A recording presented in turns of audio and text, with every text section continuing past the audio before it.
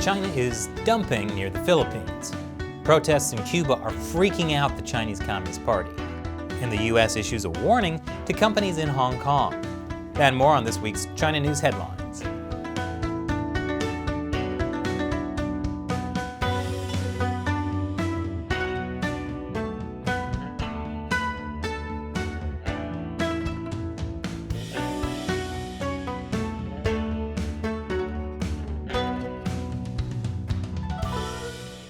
Welcome to China Uncensored. I'm Chris Chappell, and this episode is sponsored by Surfshark. You should be using a VPN like Surfshark to protect yourself whenever you go online.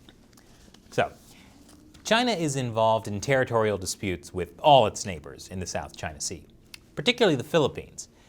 But to show who's number one, China is taking a number two. That's right. Chinese ships are dumping human waste in disputed territorial waters. That's according to Similarity, an AI-based satellite image analysis firm. Satellite images captured hundreds of Chinese ships off the Spratly Islands, which are near the Philippines. And those Chinese ships left behind refuse. Yes, Chinese ships have dumped so much poop in the South China Sea, you can see it from space. Over 200 Chinese ships were spotted here in a single day.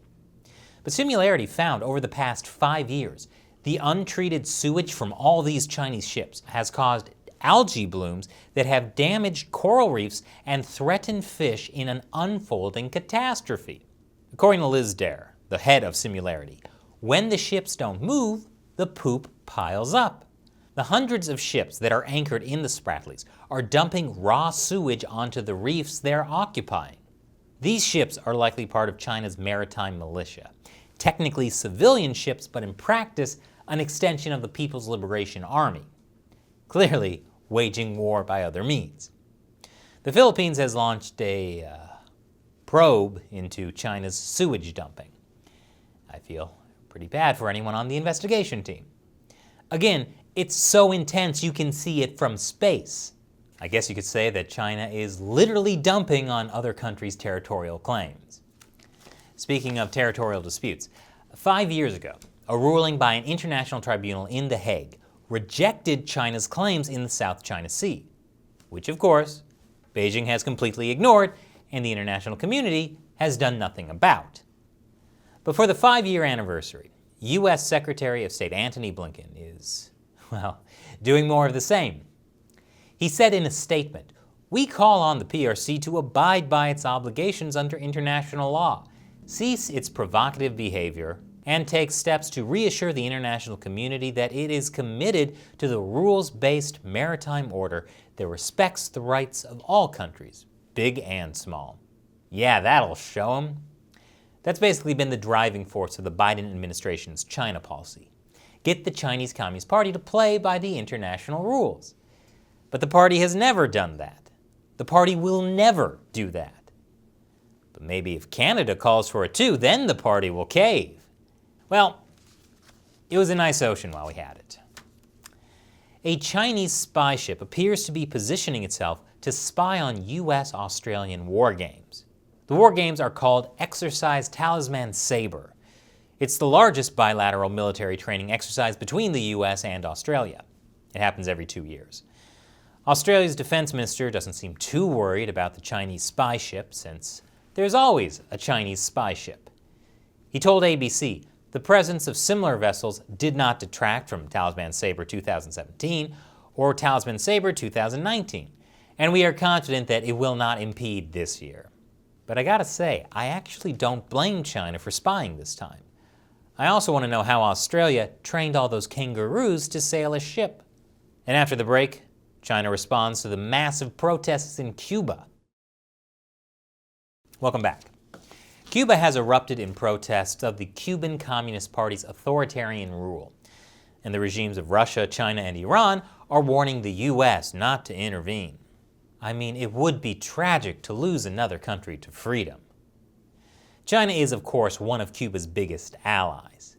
U.S. Senator Marco Rubio, a Cuban American, accused China of building Cuba's internet censorship system. which couldn't have been too hard to do considering people were only legally allowed to have internet at home starting in 2019. That's right, the Cuban Communist Party didn't let its citizens have private Wi-Fi networks until 2019. And even today, the internet is censored and you have to get a permit. And it's all because of US sanctions, of course. Yes, the Cuban government is saying all the problems people are protesting are a result of US sanctions. Definitely not the country's Soviet-style, centrally planned economy and its hesitation to adopt market-oriented reforms, or the way the Cuban regime arrests, beats, and kills protesters. No, you see, when the Cuban protesters shout "down with communism," what they actually mean is "down with the US." My favorite Chinese state-run media, the Global Times, said these actions of social violence are part of the unconventional war scheme that US governments have been applying against Cuba to provoke the long-awaited regime change. Again, the Communist Party has done nothing wrong. I feel like that's a message the Global Times is mainly trying to get Chinese people to listen to, so they don't get any ideas.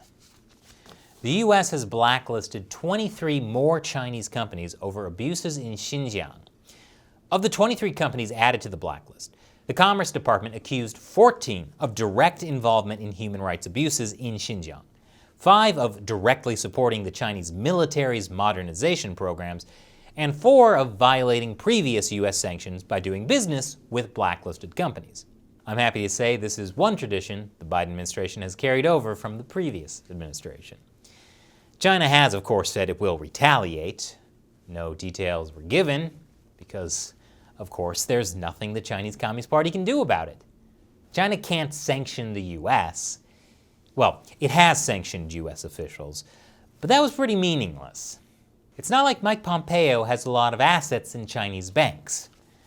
Speaking of ganging up on the Chinese Communist Party, 21 countries have formed the Media Freedom Coalition and are specifically criticizing the Hong Kong government for shutting down the pro-democracy newspaper Apple Daily. Apple Daily was forced to shut down after the Hong Kong government froze its assets and arrested a bunch of people. You know, normal stuff. Hong Kong authorities have also arrested 5 more people in an alleged bomb plot. Last week they arrested 9. Police accused them of planning to manufacture and plant explosives around the city, including in courts, cross-harbor tunnels, and trash cans. And there's definitely no way the Hong Kong government would be using alleged terrorism as an excuse to crush individual civil liberties in the city. No regime has ever done something like that. China is also slamming the sinister US for several reasons, including Hong Kong. The Chinese Foreign Ministry denounced a planned White House warning to American businesses in Hong Kong. He said the US side has confounded black and white by smearing the national security law for Hong Kong and Hong Kong's business environment in a bid to mislead American and other international enterprises in Hong Kong. Yeah, just because American businesses in Hong Kong will be completely at the mercy of the Chinese Communist Party, that's no reason to warn them about it. They might get scared and leave.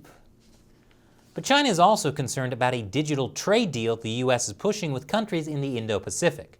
Imagine if those countries had alternatives to working with the Chinese Communist Party.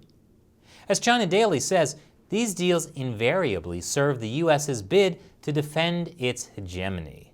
To the signatory countries, these US-dominated agreements are more like shackles restricting trade and their freedom of cooperation.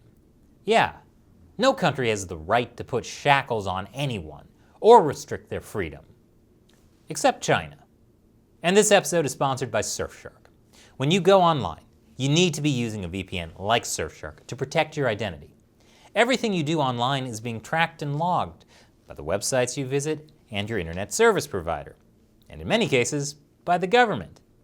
And if you're in an authoritarian country like China or Cuba, or really most countries, you should take this seriously.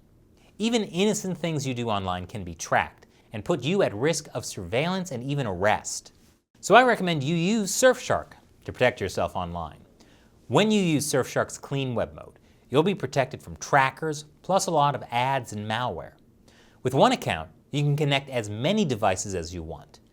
Try it out with a 30-day money-back guarantee. And Surfshark has a special discount for China Uncensored fans.